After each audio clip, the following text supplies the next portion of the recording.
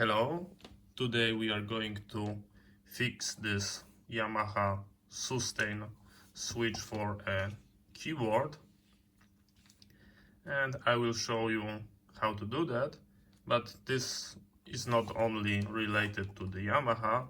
There is a lot of different foot switch for all sort of applications, and they are using the same principle and have the common problem. So first, what you would like to do while starting your diagnosis, that might be if it's not working completely or working sometimes. First, you're going to check the cable for any damage of the insulation. If you've got the damage like in the middle or closer to any side, then you are going to replace the whole cable. Mine is just fine, and I never got an issue with a cable in the middle of being a crack or stopping working, except when it was cut or like pierced the insulation. I never have this problem. Always the problem was on the places when we've got the strain relief, like here, or the most common is in that area. And as you can see, you cannot open this. This is just one single piece, and the only fix is to cut it and put, of course, your new one. And let's see how to start diagnosis. We need a multimeter. We are going to touch the two pins, and right now it's working. And if I'm going to press the foot switch, it breaks the connection. On some models, maybe not related to the keyboard, but different switches, that could be reverse. So the normal condition could be that there is a circuit breaking, and if you place your foot, then it's connecting. That depends on the application, but right now it's working just fine. But the problem is here, and if I'm going to touch this, now it's not working. It's breaking, as you can hear. Not working. Working. So this is the problem, and we need to address that. If you cannot find any problem here, then let's take a look what's inside. And inside is a very simple switch. Let me open this to just show you. I once have a problem with this, but it's quite important to be able to check it manually, because if you cannot find any problems there, you might get thinking that maybe the switch is the problem. This is the switch. If we press here, it making contacts between that two pieces of metal. So how to check this? Very simply, we are going to touch here, and as you can hear, we've got a connection.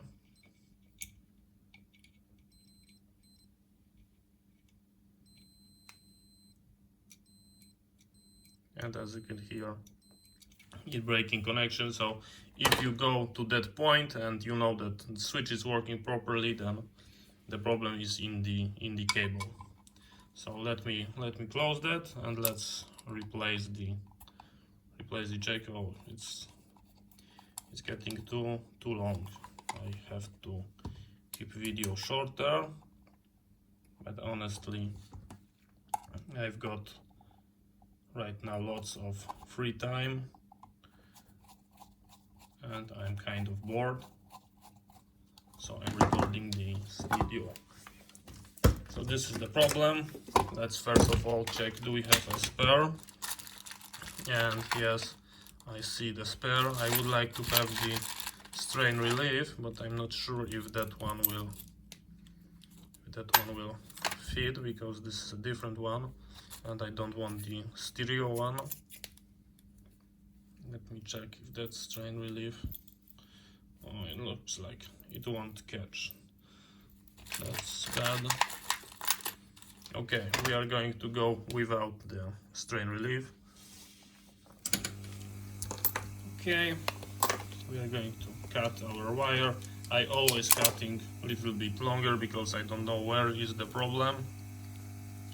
We are going to remove the insulation.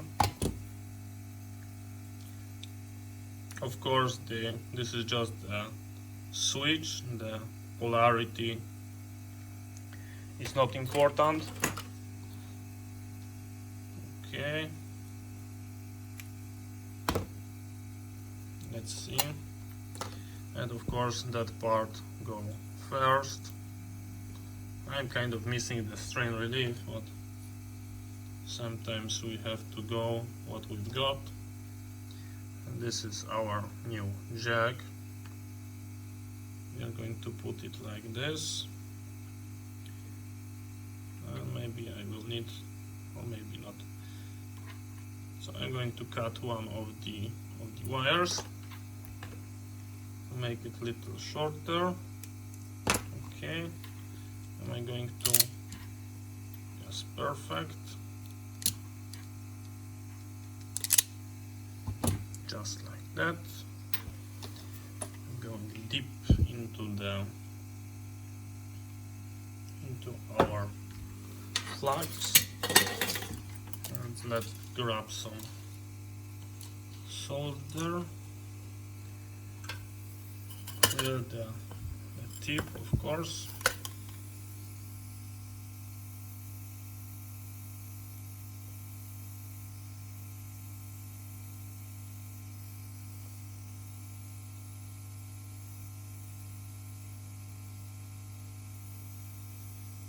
Beautiful. That's what we want. And just a quick tip. Of course, I'm reusing the jacks, but if you've got like this, my tip is that you don't want like many people who are going to put a wire like this. They are going to solder that way. This is the most natural way of soldering this wire to the tip, as you can see, but it's not good, and it's not good from a simple reason. We've got that insulation piece, but that part is metal, and in case of something going wrong, maybe it will tear, we are going to make a short between our solder blob there and the casing. So we don't want to make that short, and for me, I always rotate the jack and I'm soldering from the bottom, so that part will never touch the outer shell. Maybe that's not a proper way, but I'm doing this from many years and I've never got any issue. So I'm just going to solder it upside down.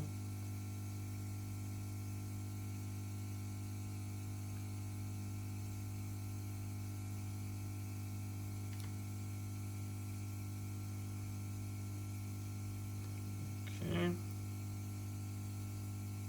Just like this. Cleaning our tip. Adding little solder.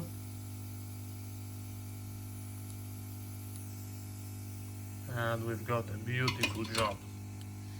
That is a really nice solder joint that will never break. Going to rotate this little bit, and the same thing from the bottom.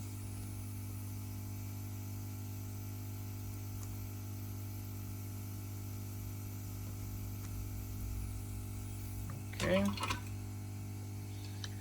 Let's take a look at our beautiful job. Does it look beautiful? Yes, I believe so. It's shiny, it's nice. And we are going to make sure it won't get pulled. Don't want too much squeeze, just right to not pierce the insulation, not damage the wire. But make sure if someone will pull on the cord, we are not going to strain that. And as you can see, this is the perfect job. We do not have anything here that is making a bulb that will go and touch the outer shell. I'm going to put, this is the protecting sleeve.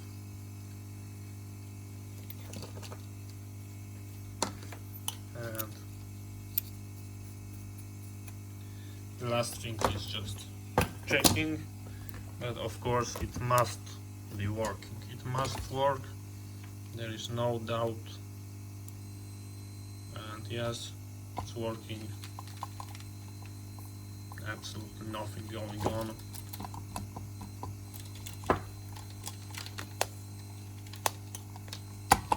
Working perfect, ready to be used on the keyboard. So here how you do this.